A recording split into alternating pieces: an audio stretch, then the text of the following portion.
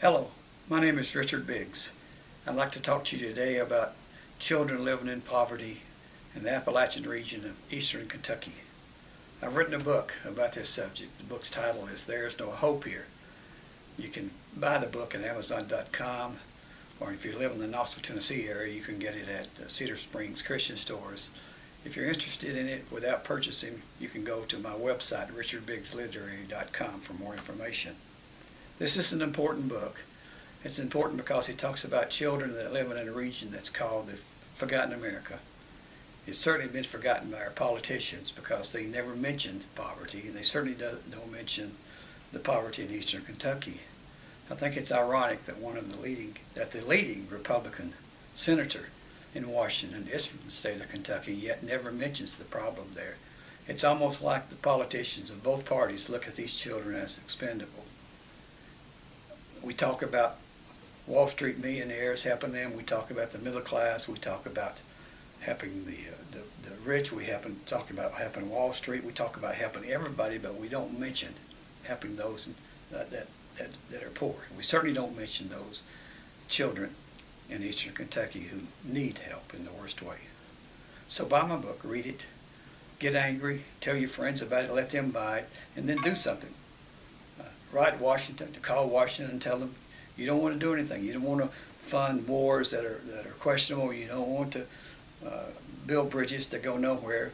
You want to help these children first because they need help.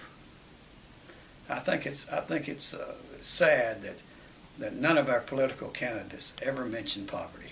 In fact, one of the leading presidential candidates said that he's not worried about the poor because the poor have a safety net. Well, he should go visit the teachers there in eastern Kentucky and Appalachia and ask them what kind of safety nets their children have when they come in with hunger in their eyes and a lack of hope. There Is No Hope Here tells the story about a remarkable lady named Julie Holland who saw the hard conditions in Appalachia and decided she was going to do something about it. And one of the programs that she began to bring some happiness to these children was to bring Christmas to the schools. And if it's all right, I'd like to read a couple of paragraphs about one of the Christmases.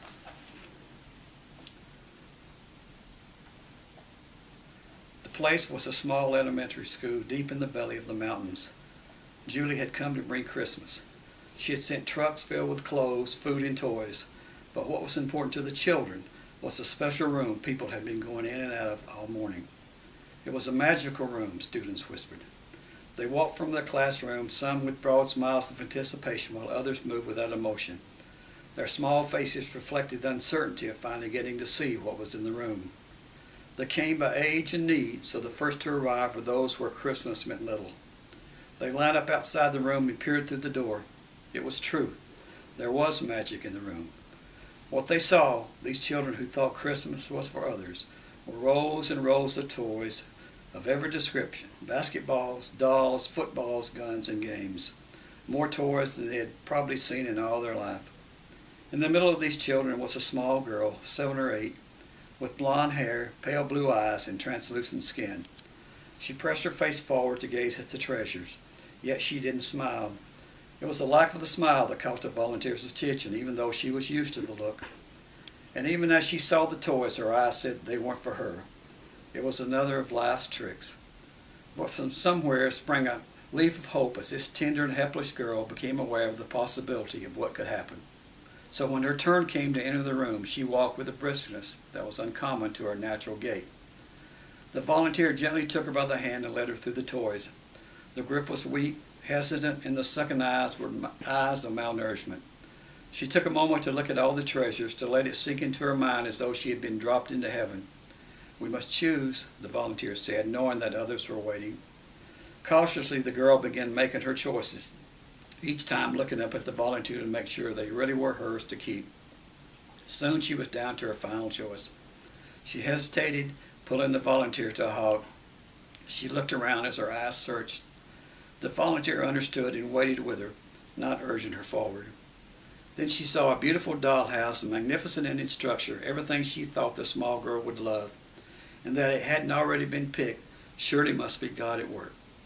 She pointed it out to the child. "Isn't it the most beautiful thing?" she said. But the girl seemed distracted and pointed to her right, where a small, inexpensive princess crown was sitting in the middle of a table. "But the dollhouse is so beautiful," the volunteer said. "Just think how much fun you could have with it." Undaunted, the girl tugged at her hand. The volunteer again protested, but to no avail. Finally, the girl looked up and in a small, timid voice said, "I just want to be a princess for one day." Buy the book, read the book, get angry, contact Washington and tell him you want something done about this. God bless America, and God protect these innocent children. Thank you.